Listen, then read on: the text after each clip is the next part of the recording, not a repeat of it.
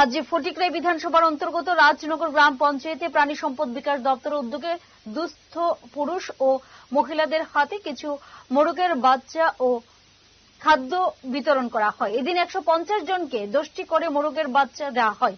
এখন পর্যন্ত ফটিকরাই বিধানসভা এলাকায় মোট 700 জনকে এর আওতায় আনা হয়।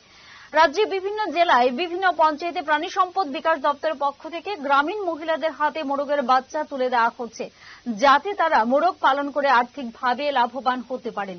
এই দিনের এই অনুষ্ঠানে উপস্থিত ছিলেন রাজনগর পঞ্চায়েতের প্রধান প্রীতম বিশ্বাস, উপপ্রধান সুব্রত দেব এবং প্রাণী সম্পদ বিকাশ দপ্তরের আধিকারিক রূপময় ভৌমিক সহ পঞ্চায়েতের সদস্যরা।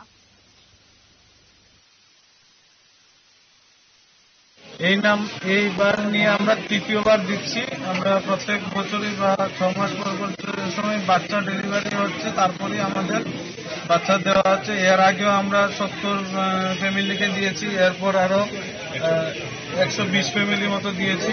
এখন আজকে 150 দিচ্ছি। পাশাপাশি শুধু আমাদের গ্রাম পঞ্চায়েত নয়, সারা ত্রিপুরা রাজ্যে এবং সারা আমাদের ফটিকরাই বিধানসভার অন্য গাঁও সভাতেও সেম এরকম দেওয়া হচ্ছে।